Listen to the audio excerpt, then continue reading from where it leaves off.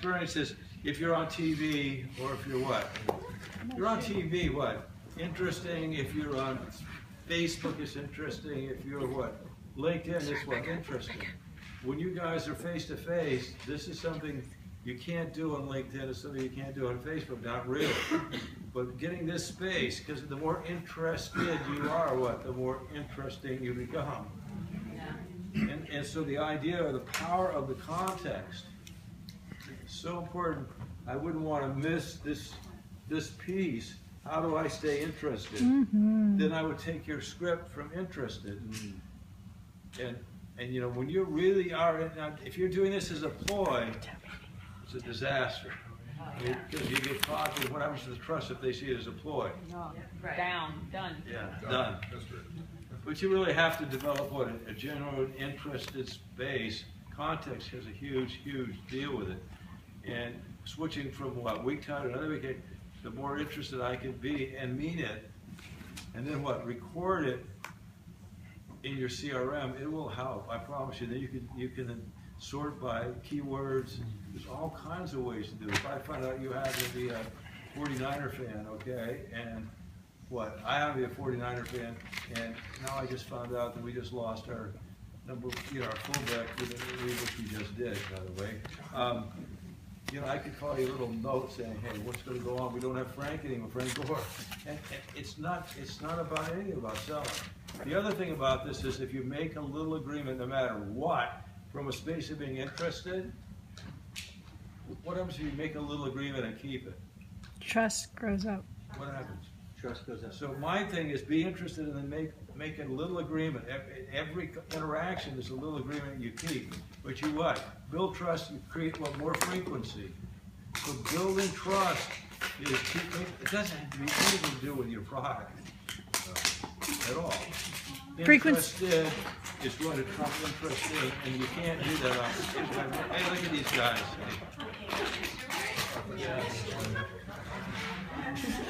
Thank you. He's so cute. Sorry about Hey, that. aren't they beautiful? Look at this. Yeah.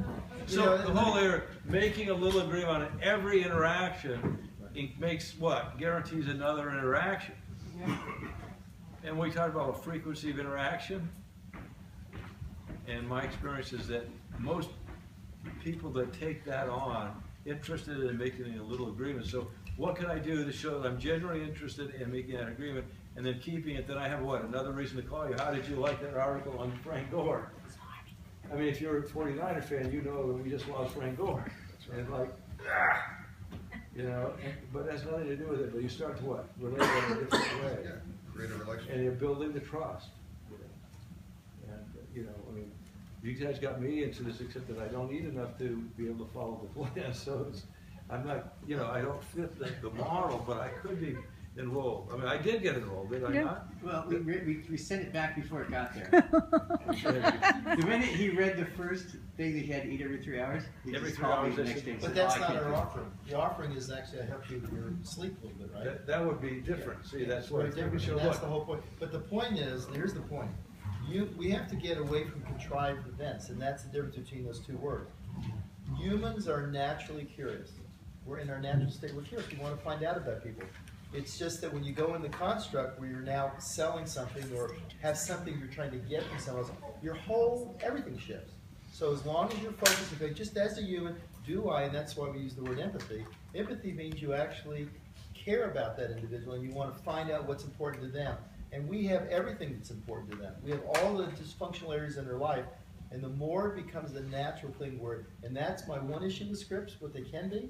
If a script is now something that assimilated in someone's brain early on, unless you're training them properly, it's like a script for a phone service. As soon as they call and say, hi, how are you today? How are you? Or you're in a business meeting and says, hey, how are the kids doing? They don't give a shit about how your kids are doing. The whole thing is making it real. That's right. It's all about making it real. Well, the good thing about our system is built inherently in it is the advisor, assessment, then offer. So we typically lead with questions, awakening their intrinsic motivation, finding out, being interested, finding out about where they are, and then giving them something to measure it, whether it's the trilogy wheel or the well-being assessment. All these, even just the conversational things that we can do verbally, can start that interaction moving towards assessment, then open up their intrinsic motivation by asking questions of where they want to go, and then moving them into the system. Well, they're actually all, well, I guess my point I'm trying to make here, what he's saying is the same thing as empathy, same thing as asking questions, same thing as listening. Yes. They're all a principle that you teach the principle. Yes. Don't try to create, it's about teaching the principle. Principle is that we want at this time, what separates us, we do care. And boy, that is your biggest strength as a human, that you do care in someone else. And the more we get down to the basics, because people do care, but when it becomes contrived, because they're put into something that's structured without having feedback and understanding it. So you got to know what the fundamental. And so what you're doing when you model and do it with them, you're showing that you care. You really care about these people, and so they model that. But you just have to be careful because we have a tendency to take things and say, "Oh, now I'm going to be interested." What does that mean? You know, so we have to make sure we The thing, there's two things here though I want you to understand that the empathy comes in the interested call. Like when someone has expressed interest, that's where you ask them the questions. You're ready to go with the flow. You're ready to explain our program, all that. But the get the word out process, that's a door knocker.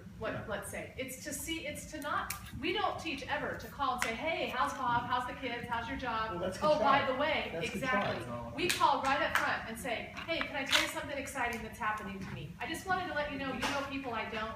I'm just getting the word out." That's the door knocker. Those that are like have a pulse and that are interested right now, they're going to let themselves be known. They're going to go, "What is it? Oh my gosh, I got da da da da." Now we move it to the interested part, right? Because the whole purpose of the call is just to say, "Hey, I'm in business." Prospect level, right? Yes. Very nice. Now we need one other group that's ready to flow. Listen, that was beautiful. I want to make sure we get. Yeah, nice.